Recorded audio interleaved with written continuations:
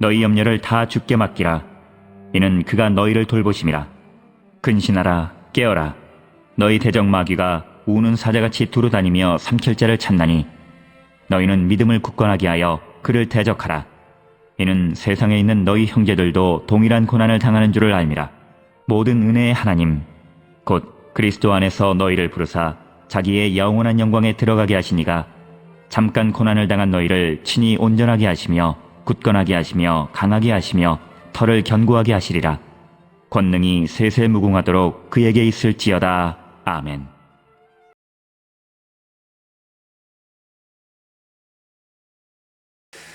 할렐루야. 한 주간도 평안하셨습니까? 완연한 봄입니다.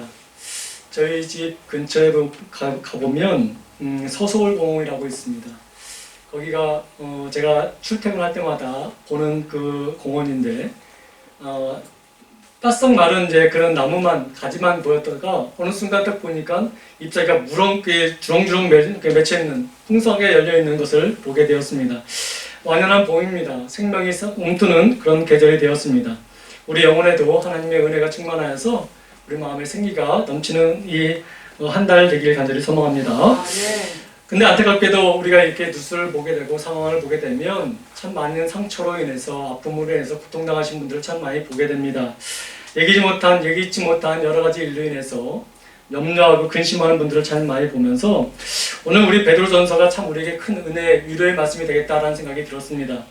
우리 특별히 베드로전서는 초대교회 그리스도인들이 얼마나 많은 어려움과 위험 앞에서 신앙을 잃어버린 채 살아갔는지를 우리에게 보여주는데 그런 모습을 보면서 베드로가 그들을 위로하며 권면하며 믿음 잃지 말라고 그런 말로 우리를 위로하는 것을 보게 됩니다. 그런 내용들이 우리 이 베드로전서에 기록되어져 있습니다. 그렇다면 좀 더 구체적으로 이 베드로전서에 어떤 권면의 말씀이 있는지 한번 살펴보고자 하는 것입니다. 여러분, 오늘 베드로 사도는 비록 성도들의 삶 가운데 여러 가지 고난이 있다라고 말하고 있습니다. 이 여러 가지 고난, 어떠한 사람에게는 질병의 고난이 있을 수가 있고 어떠한 사람은 경제적인 고난이 있을 수 있으며 어떠한 사람들은 예기치 못한 환경으로 인해서 갑자기 큰 근심으로 쌓여가는 삶을 살아가는 분들도 계실 것입니다. 그 여러 가지 고난을 말하는 것이죠. 사람마다 다른 그 고난들을 말할 때에 그런 고난으로 너희가 믿음을 포기하지 말라라고 말하고 있습니다. 끝까지 예수 그리스도를 믿음으로 말미암아 믿음을 굳건하게 지키면 반드시 너희는 승리의 삶을 산다라고 우리에게 지금 권면하고 있습니다. 그 내용들이 오늘 베드로전서 우리 마지막 부분, 마지막 권면의 말씀으로 우리에게 들려주고 있습니다. 그러면서 여러분, 우리에게 주신 말씀 가운데 믿음으로 승리하는 삶을 살기 위해서는 이런 자세가 필요하다라는 것을 우리에게 말씀하고 있습니다. 특별히 오늘 본문 통해서 두 가지로 우리에게 말씀하는 것을 보게 되는데 그것을 나누면서 우리가 은혜 받는 시간 되기를 간절히 소망합니다. 첫 번째로 승리의 삶을 살기 위해서는 어떠한 자세로 살아가야 되는가라고 우리에게 말씀하고 있는데 우리 7절 말씀을 보면 어떻게 말씀하신지 한번 보겠습니다. 너희 염려를 다 주께 맡기라. 이는 그가 너를 돌보심이라 라고 말씀하고 있습니다. 모든 염려를 하나님께 맡기는 자세가 우리에게 필요하다는 것을 말씀하고 있습니다. 사랑하는 성도 여러분, 이 염려가 어떤 것은 내가 감당할 수 있는 것 같은 생각이 들어서 안 맡기는 경우가 있고요. 이거는 도저히 감당하지 못해서 맡기면 좋은데 맡기는 것을 포기하고 살아가는 사람들이 있다는 것입니다. 그래서 사도 베드로는 성도들을 향하여 모든 여러분 마음에 있는 근심을 주께 맡기십시오 라고 권면하고 있다는 것입니다. 사실 여러분 세상을 살아가면서 정말 한 사람도 빠짐없이 마음속에 근심이 다 있는 것을 보게 됩니다. 여러분, 우리 유치원생들, 우리 오늘 어린이주의라고 말씀드렸는데 우리 유치원 다니는 아이들도 염려가 있고 근심이 있습니다.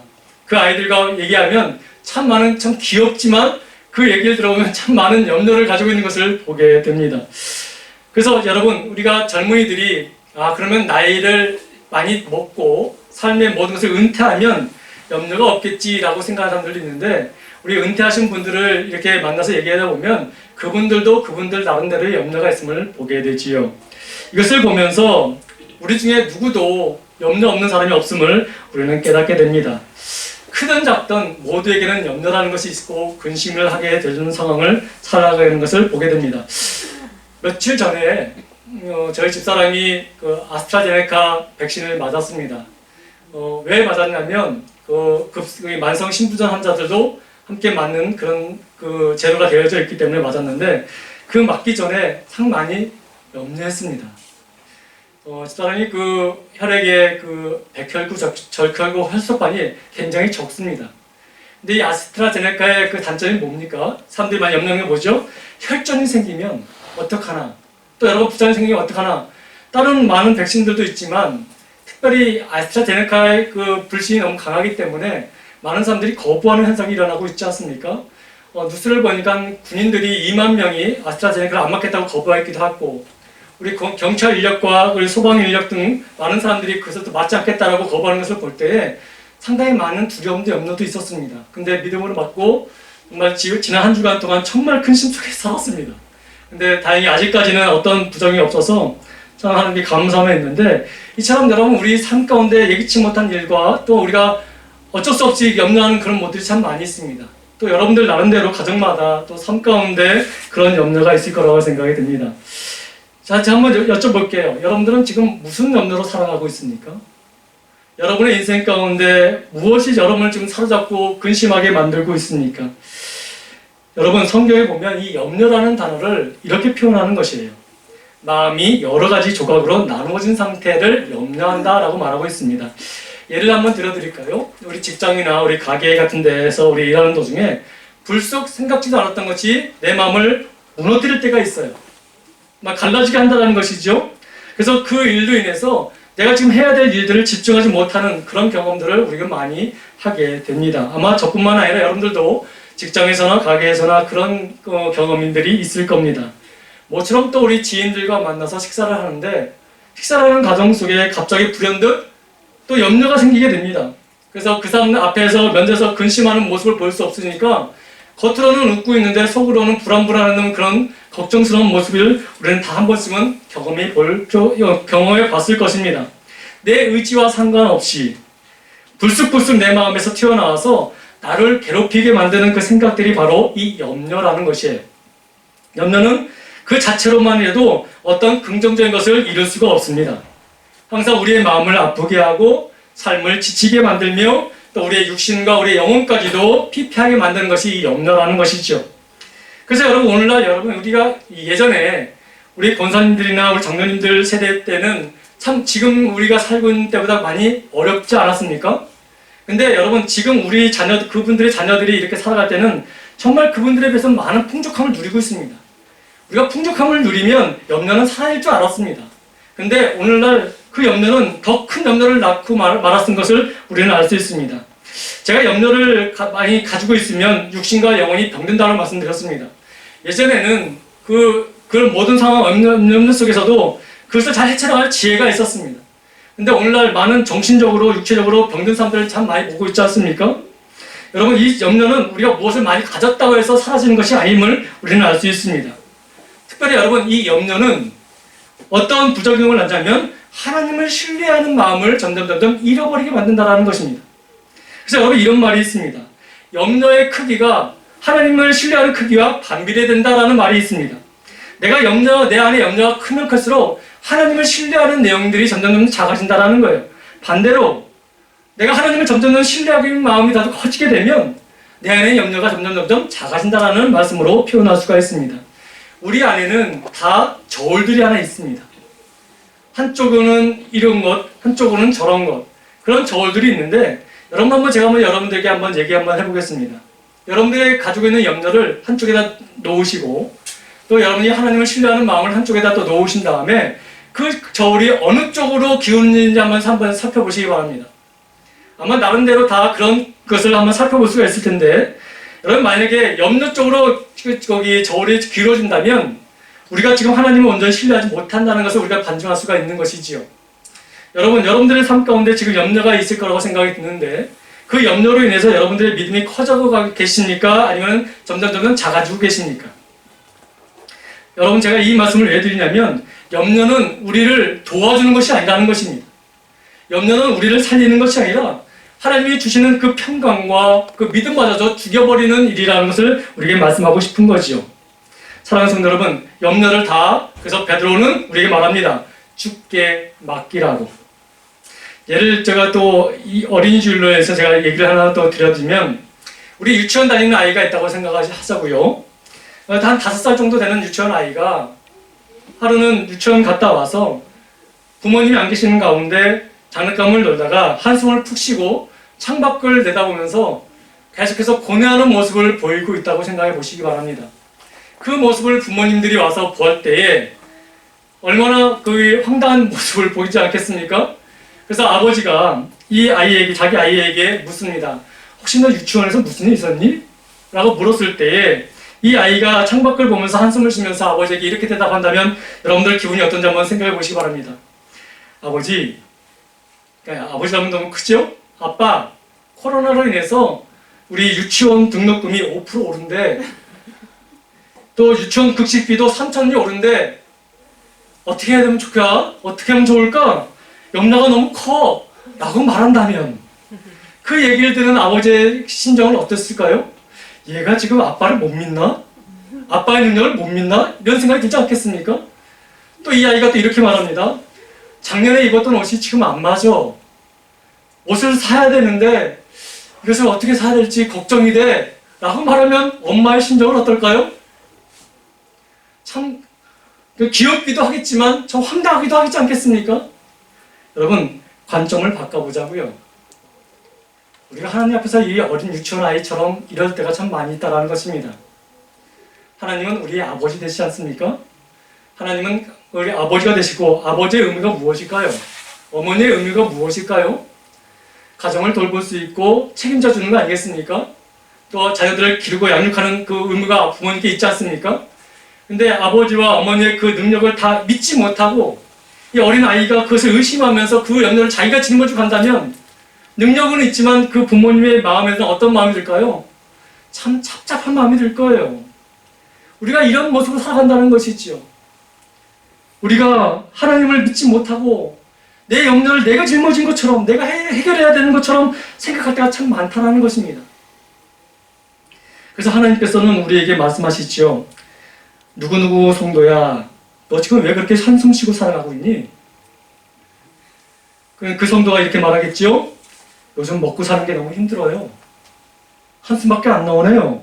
걱정이 이만저만이 아닙니다. 라고 말했다고 한다면 그때 하나님은 이렇게 말씀하실 것이에요. 내 사랑하는 아들과 내 사랑하는 딸아, 너 그거 걱정하지 마. 내가 네 아버지 아니니? 너는 내 아들이고 내 딸이지 않니? 내가 너 책임질 거야. 라고 말씀하시는 아버지의 그 음성을 우리에게 계속해서 들려준다는 것입니다. 네 짐을 나에게 맡기라고 말씀하신다는 것이죠. 그럼에도 불구하고 많은 사람들이 그 말씀을 귀담아 듣지 않냐고 그 염려를 짊어지고 갑니다. 만약에 여러분 하나님께서 네 짐 내가 질 거야 라고 말씀하실 때에 그때 여러분 우리의 반응이 믿음으로 하나님 정말 그렇습니까? 아버지께서 정말 내 짐 짊어주실 거예요? 라고 감사로 이렇게 표현하고 믿음으로 맡기고 나간다면 아마 여러분 하나님 아버지의 큰 영광이 될 거예요. 왠지 아십니까? 그렇게 행하는 자녀는 하나님이 나를 돌보시는 분이시며 나의 주가 되신다는 것을 믿음으로 고백하는 모습으로 우리에게 보여줬기 때문에 그렇습니다. 그래서 우리는 하나님 아버지를 우리 인생에 능히 돌보시는 분, 우리의 모든 것을 채워주시는 분, 위대하신 하나님을 고백하는 것이기 때문에 우리가 염려가 있지만 근심이 있지만 하나님이 너 그거 나한테 맡겨 라고 하실 때 하나님 감사합니다. 그렇게 하겠습니다. 라고 한다는 것이 얼마나 감사한지 모르는 거예요. 여러분, 그것은 하나님으로 인정해 주시는 고백이라고 말씀드릴 수가 있습니다. 근데 여러분 반대로 내가 너 돌볼 거야. 내가 너의 아버지 아니니? 라고 말할 때 그건 그런데 그럼에도 불구하고 이 염려 하나님 어떻게 할까요?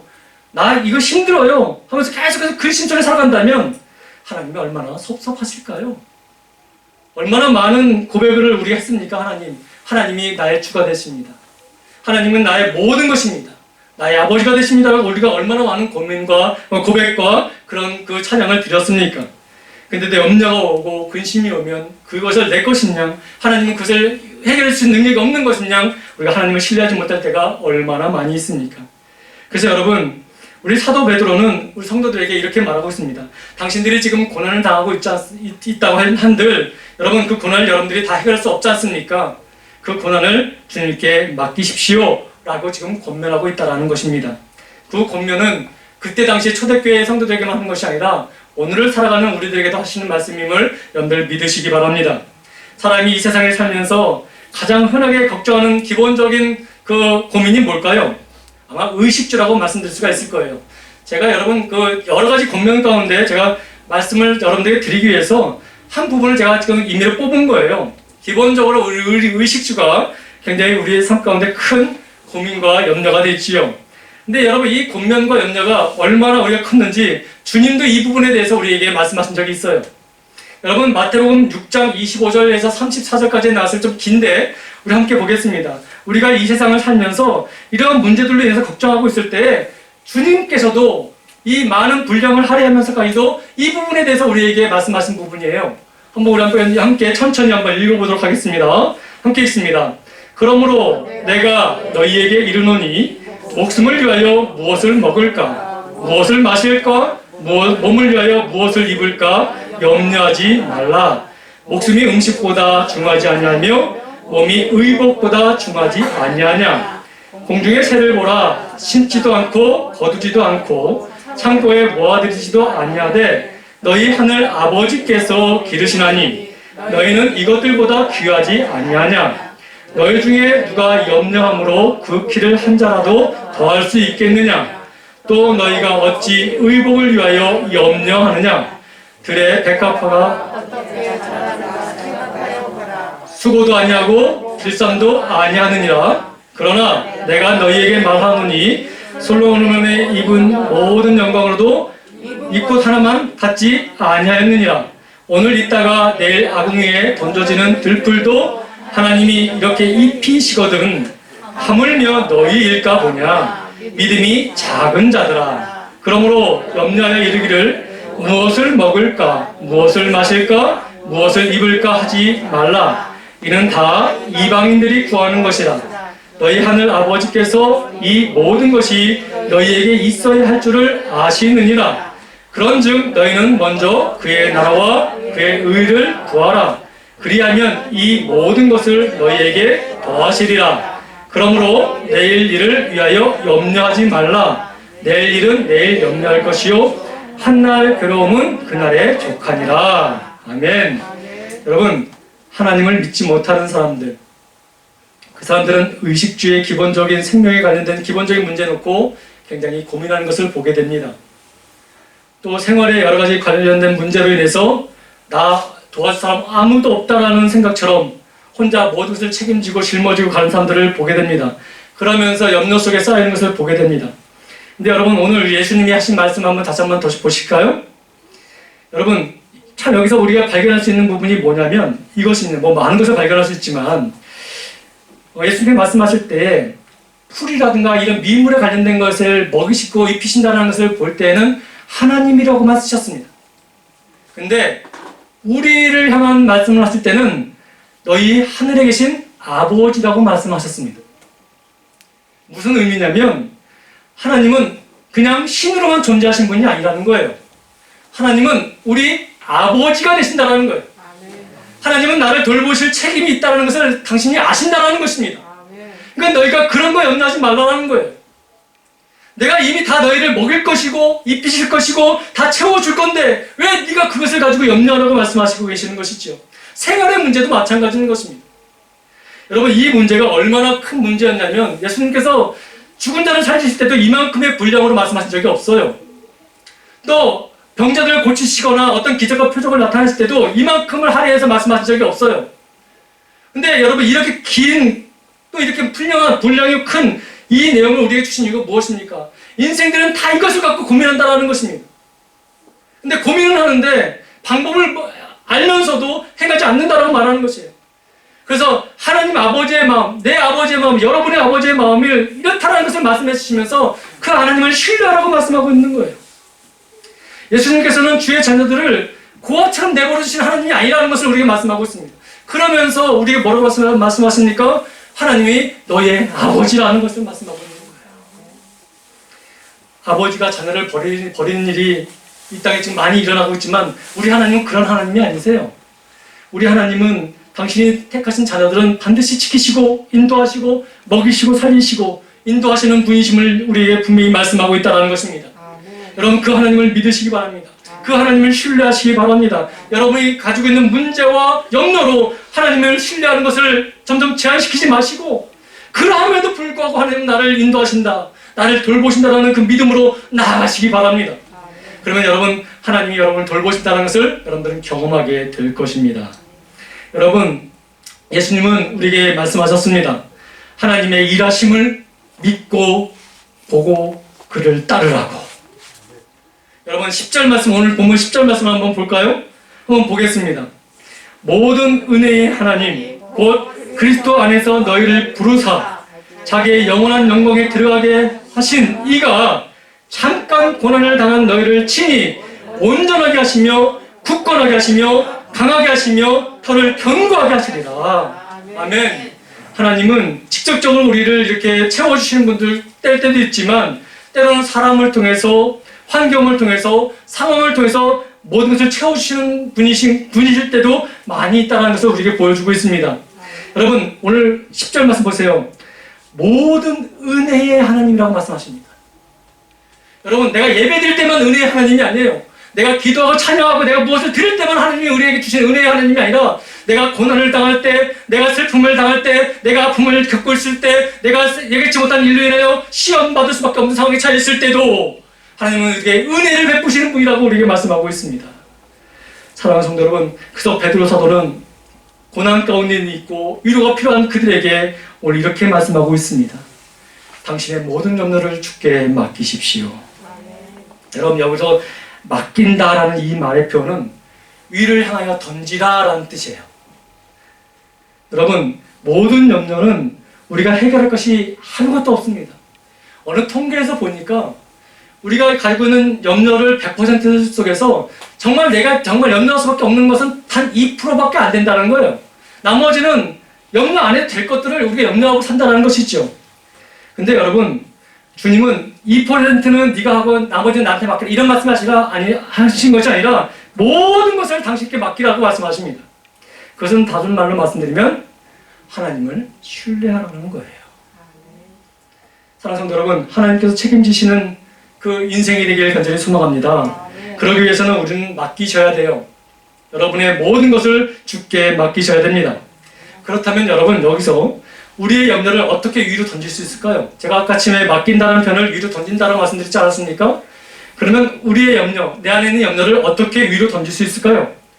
그 던지는 방법을 빌립보서 4장 6절 7절은 우리에게 이렇게 설명하고 있습니다. 한번 읽도록 하겠습니다. 함께 읽습니다. 아무것도 염려하지 말고 다만 모든 일에 기도와 간구로 너희 구할 것을 감사함으로 하나님께 아뢰라. 그리하면 모든 지각에 뛰어난 하나님의 평강이 그리스도 예수 안에서 너희 마음과 생각을 지키시리라. 아멘. 여러분, 염려가 쌓이면 마음에 근심이 쌓이기 때문에 평안을 잊어버릴 수밖에 없는 거예요. 근데 여러분 보세요. 아무것도 염려하지 말고 다만 모든 일. 여기 다만 모든 일은 무슨 뜻인가요? 네가 기쁠 수도 있고, 네가 슬플 수도 있고, 네가 건강할 때도 있으며, 네가 아플 때도 있지 않니? 그 모든 일에 너희 염려, 또 근심, 심지어 너희 기쁨까지도 무엇으로 다 던져놓으라는 거예요? 기도와 간구로 하라는 것이에요. 그럴 때 감사함을 하게 되면, 하나님께 아뢰면, 네가 지금 그 염려로 인해 마음에 근심이 있고 하나님 주신 평강을 잊어버리고 있었지만, 네가 그러할 때에 하나님의 평강이 너의 마음과 생각을 지킴으로 네가 그것을 이길 수 있다라고 말씀하고 있는 것입니다. 여러분, 참 감사한 말씀 아닙니까? 평강이 우리에게 임하니까 어떤 일이 벌어집니까? 우리를 오늘 본문 10절 말씀을 보게 되면 우리를 온전케 하고 굳건하게 하고 강하게 하고 털을 견고하게 한다는 그 말씀으로 바꿔서 우리에게 보여주고 있다는 것입니다. 여러분, 사단은 언제나 우리를 온전하지 못하게 만듭니다. 굳건한 반석에 서 있음에도 내가 서 있는 그 반석이 굳건하지 못하다고 인식하게 만듭니다. 하나님께서 나를 늘 강하게 만드셨는데 사단은 너는 계속 연약하다고 우리에게 속삭이고 있습니다.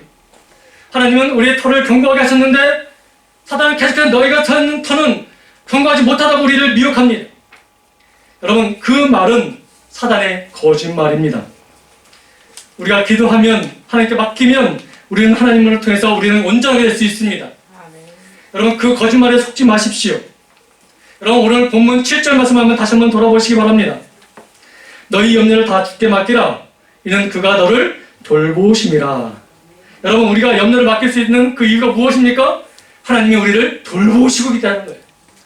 근데 여러분, 우리가 염려를 맡길 때 그때 하나님이 그냥 후다닥 해가지고 우리를 돌보시는 것이 아니고 늘 하나님은 우리를 돌보시고 계셨어요.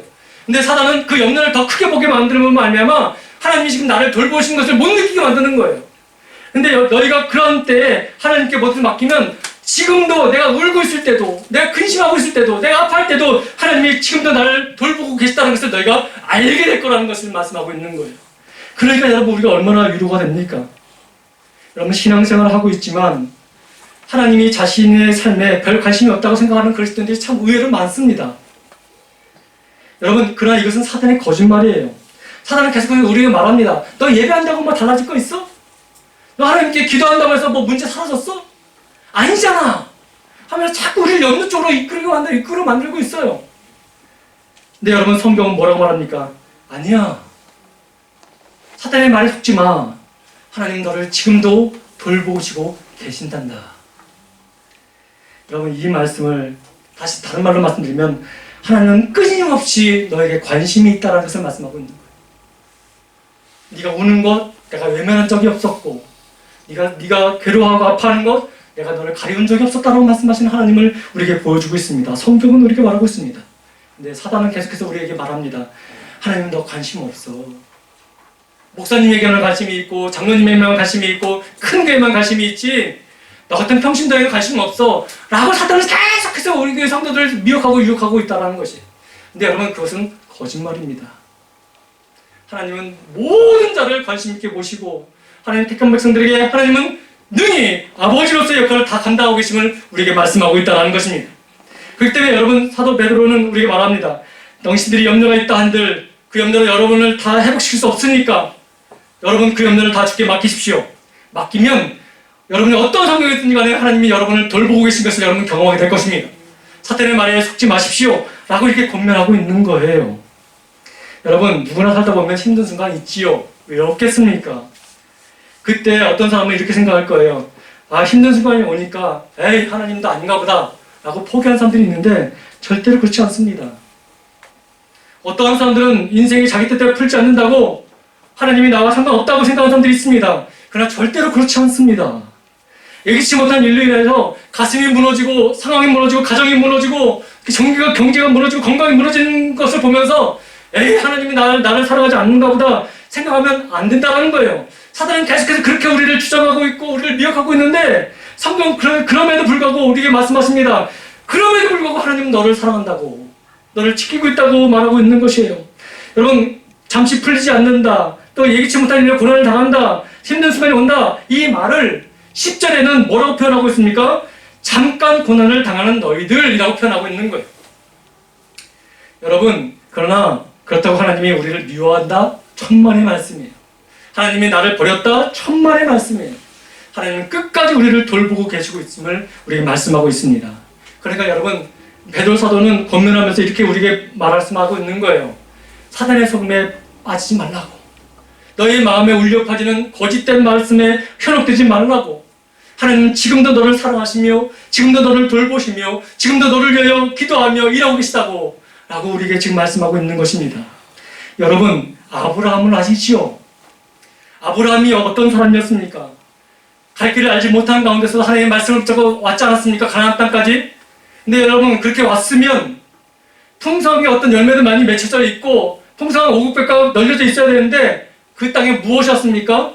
가뭄이었지 않습니까? 그런 고난을 당할 수 있다는 거예요. 여러분, 이삭을 여러분 아실 것입니다. 이삭이 얼마나 착한 사람입니까? 가는 곳곳마다 우물을 팠지만 블레셋 사람들이 와가지고 국물을 다 뺐을 때 전쟁하지 않고 다 넘겼던 이삭이었습니다. 능력이 없어서 그런 것이 아니라 그는 정말 온유한 사람이었어요. 또 여러분, 야곱을 보시기 바랍니다. 20년이 넘게 삼촌 라반에게 속아가면서 밤낮 일했습니다. 얼마나 고통스러웠을까요? 여러분, 요셉을 생각해 보시기 바랍니다. 형들에 의해서 애굽에게 팔려가 노예를 담고 거기서 억울한 일을 당해서 고초를 당했던 이 요셉을 여러분 기억하실 것입니다. 여러분, 나오미는 어떻습니까? 좀 더 잘 살기를 원해서 가뭄이 온 땅을 벗어나서 이방 땅에 부역갔지만 그럼 잘 살 줄 알았는데 거기서 남편들과 두 아들도 다 잃었습니다. 여러분, 룻을 아실 것입니다. 그 또한 이방 여인이지만 남편 하나 만나서 그 남편과 잘 살기 원했었는데 그 남편이 갑자기 죽었습니다. 다윗을 여러분 생각해 보시기 바랍니다. 다윗이 여러분 10대 때와 20대 때 그 인생에 고난이 없었을 때가 없었어요. 죽음을 맞이하려고 하는 그 순간이 얼마나 많았고 도망치고 굴욕적인 삶을 살 때가 얼마나 많았습니까? 여러분 다니엘을 아시죠? 억울한 누명으로 쓰면서 사자굴에 던져졌던 그 다니엘을 여러분 기억하실 것입니다. 여러분 욥을 아십니까? 그가 여러분 하루아침에 자신의 재산과 자신의 건강과 자신의 가족을 모두 잃었습니다. 근데 여러분 누가 이들이 이런 고난 때문에 하나님을 미워했고 하나님의 사랑을 받지 못했다고 말할 수 있는 사람이 누가 있습니까? 비록 이들이 이런 고난을 당했지만 그러나 우리는 다 알고 있습니다. 하나님은 이들을 사랑했고 그들은 또 하나님의 사랑함을 받고 살았다는 것을 알고 있지 않습니까? 우리도 마찬가지인 거예요. 삶 가운데 고난이 있을 수 있습니다. 염려가 있을 수 있습니다. 근심이 있을 수 있습니다. 그러나 여러분 그러한 가운데서 하나님은 우리를 지금도 사랑하고 계십니다. 여러분 이 믿음 잊지 말라고 그걸 우리에게 지금 강력하게 말하고 있는 것입니다. 사실 여러분 고난 중에도 하나님은 우리를 사랑한다고 말하지만 때로는 그 고난이 너무 힘겨워서 지칠 때가 있지 않습니까? 근데 여러분 한번 생각해 보자고요. 어느 시인의 말처럼 흔들림 없이 피어날 곳이 없다고 말하는 것처럼 비에 젖지 않고 피어날 곳이 없다고 말하는 것처럼 우리 인생에는 정말 예기치 못한 여러 가지 어려움이 있습니다. 눈물 젖을 수밖에 없는 삶을 살 때가 얼마나 많이 있습니까? 근데 한번 생각해 보자고요. 그 고난이야말로 고난으로 인해서 내가 하나님을 더 붙들고 찾을 때가 얼마나 많이 있었습니까?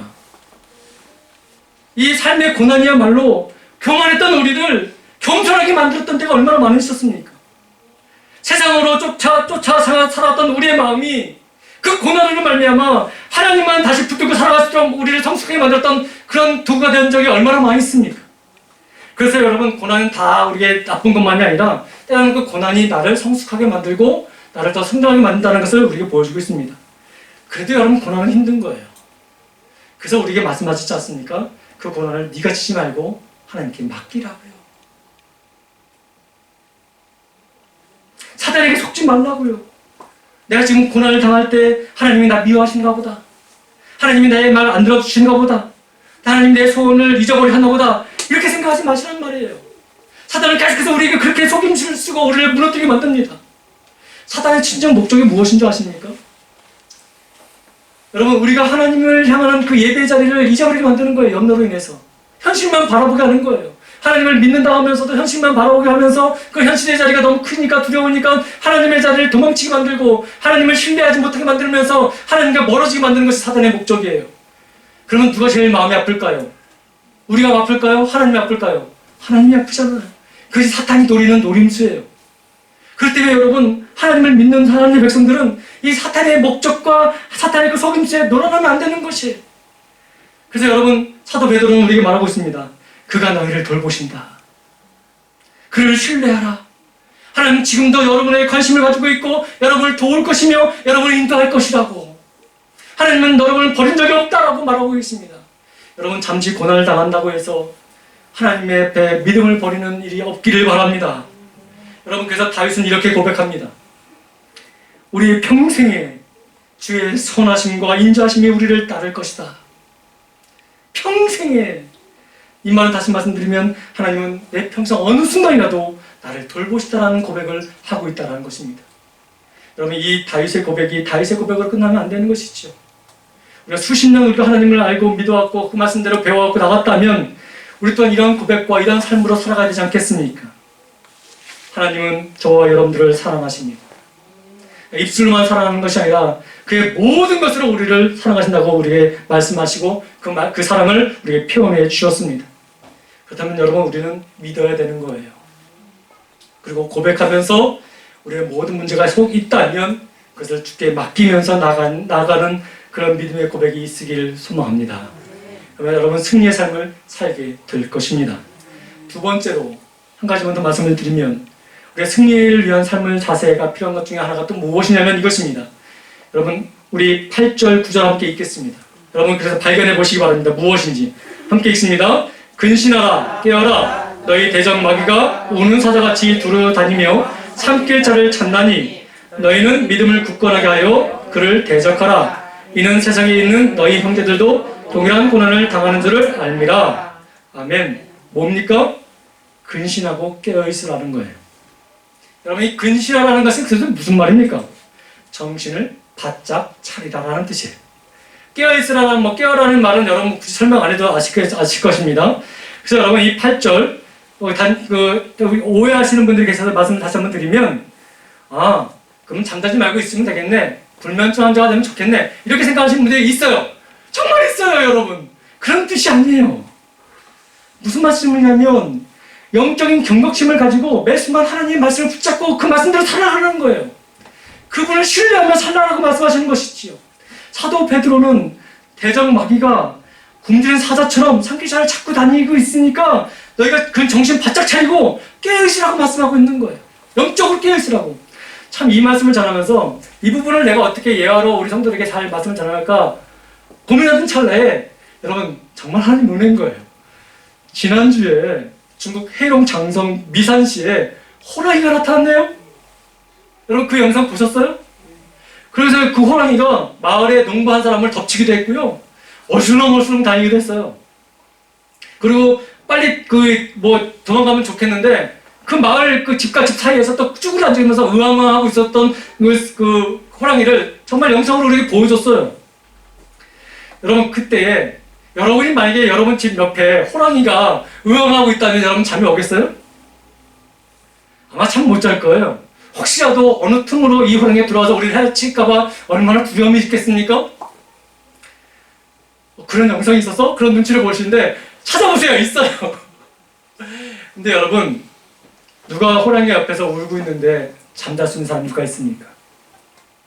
이처럼 베드로가 말하는 것이에요. 사단이 지금 그렇게 으르렁거리고 믿는 자를 찾고 있다라고. 그래서 너희들은 그것을 경계하면서 기도로 깨어있으라고 믿음을 굳게 잡고 있으라고 우리가 지금 권면하고 있습니다. 근데 여러분 여기서 한 가지 흥미로운 사실을 또 우리가 발견하게 됩니다. 중요한 부분이에요.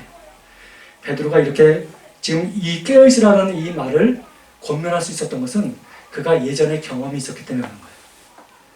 여러분 예수님께서 겟세마네 동산에 올라가실 때 베드로와 제자들을 데리고 올라가셨습니다. 그때 예수님께서 제자들에게 뭐라고 말씀하셨죠? 시험에 들지 않게 깨어있으라. 그리고 기도하라는 거 아니었습니까?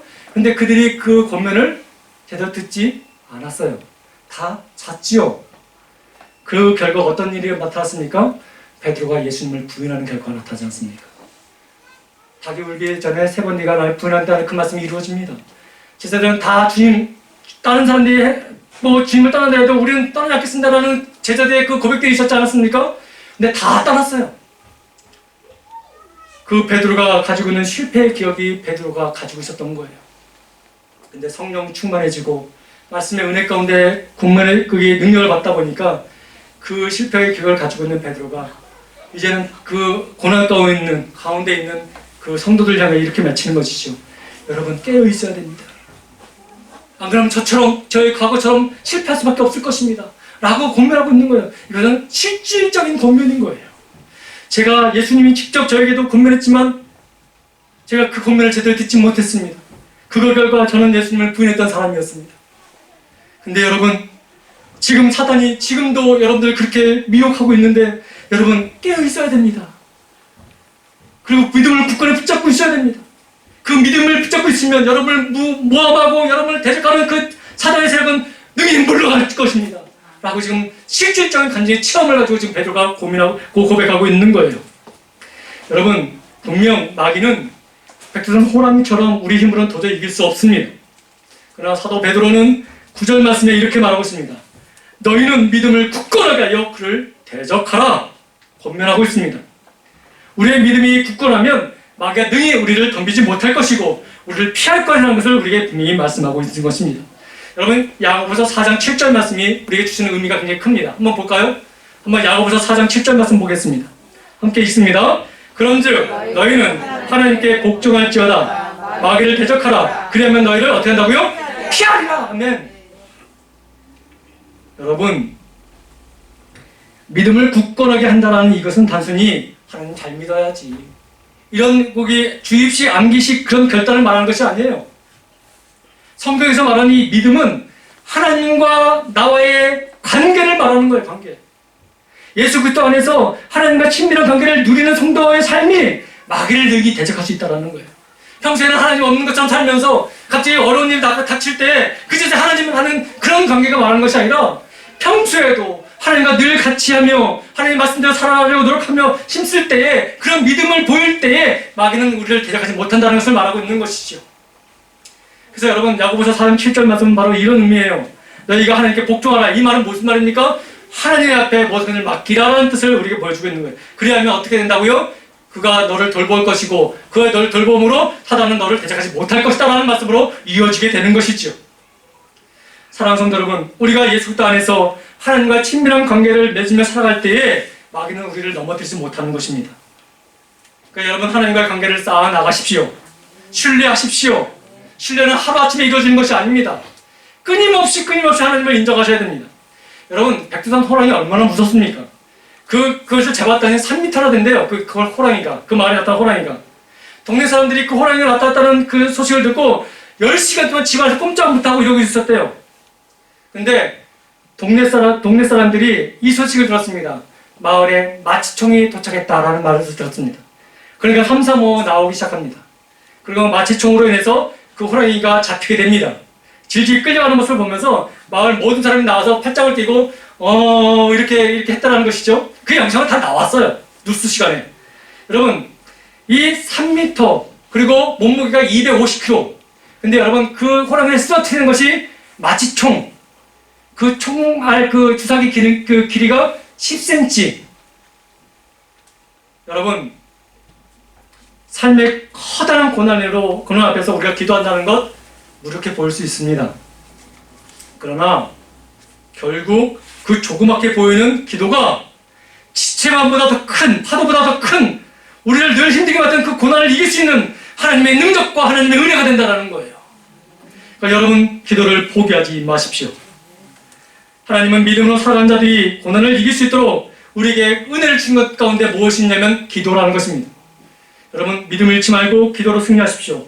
그러면 여러분 집체 많은 그 염려가 우리를 덮친다 할지라도 우리는 능히 이길 수 있습니다. 여러분 기도한 자는 그래서 소망이 있는 거예요. 믿음으로 살아가는 자에게는 그래서 최후의 승리가 있게 되는 것입니다. 여러분 하나님 앞에서 믿음을 잃지 마십시오. 여러분 염려가 여러분의 믿음보다 커지지 못하도록 하나님을 신뢰하십시오. 이제 말씀을 정리합니다. 우리 예담교회 모든 성도 여러분 지금 무슨 염려로 지금 살아가고 계십니까? 여러분의 머릿속에 마음속에 어떤 것이 가득 채워져 있습니까? 여러분 그 염려가 어떤 것인지 저는 알지 못하지만 여러분들 다 알고 있기에 그 염려를 이길 수 있는 유일한 길은 하나님을 신뢰하는 겁니다. 그 신뢰하는 것은 어떤 것으로 표현하냐면 기도로 우리가 표현할 수 있습니다. 기도로 여러분의 염려를 하나님께 던지십시오. 또한 굳은 믿음을 가지고 하나님과 날마다 친분을 쌓아 나가십시오. 그러면 마귀는 여러분에게 떠나갈 것이고 날마다 여러분 승리의 삶을 살게 될 것입니다. 오늘 이 베드로의 권면을 가볍게 여기지 마시고 흘러가는 얘기로 듣지 마시고 여러분 마음판에 각인시키기 바랍니다. 하나님을 신뢰하십시오. 그리고 하나님께 구하십시오. 그러면 하나님이 지금도 여러분을 돌보신다는 것을 여러분 경험하게 될 것입니다. 날마다 승리하는 저와 여러분들 되길 간절히 소망합니다. 기도하겠습니다. 아버지 하나님 감사합니다. 때로는 여러 가지 작은 것에도 우리는 너무 낙심하고 절망할 때가 있음을 보게 됩니다. 하나님을 믿는다 하면서도 하나님을 신뢰한다 하면서도 염려 속에 무너지고 좌절하고 낙심할 때가 얼마나 많이 있었는지요. 하나님 오늘 베드로를 통해서 주신 우리에게 말씀 다시 한번 우리의 마음판에 새기며 믿음으로 나아가길 원하오니 주여 하나님 은혜 위에 은혜를 더하사 하나님께 모두를 맡기고 나가는 믿음의 용사가 되게 하여 주옵시고 승리의 삶을 살아가는 복된 인생들이 되게 하여 주옵소서. 염려가 너무 큽니다. 아버지 하나님 삶의 문제로 인하여 건강의 문제로 인하여 또 여러 사역의 문제로 인하여 또 아버지 여러 가지 사업과 재정적인 문제로 인하여 또 건강의 문제로 인하여 아버지 시험에 들고 염려하는 것이 너무도 많이 있음을 보게 됩니다. 하나님 말씀으로 우리를 충만케 하여 주옵시고 하나님을 신뢰하는 믿음을 더 자라게 하여 주셔서 하나님 앞에 온전히 서게 하여 주옵소서. 사단의 미혹과 거짓된 말에 아버지 속아 넘어가지 않게 하여 주옵시고 하나님 주신 진리의 말씀을 붙잡고 살아가는 모든 인생들 되게 하여 주옵소서. 우리 주 예수 그리스도 이름으로 간절히 기도드립니다. 아멘.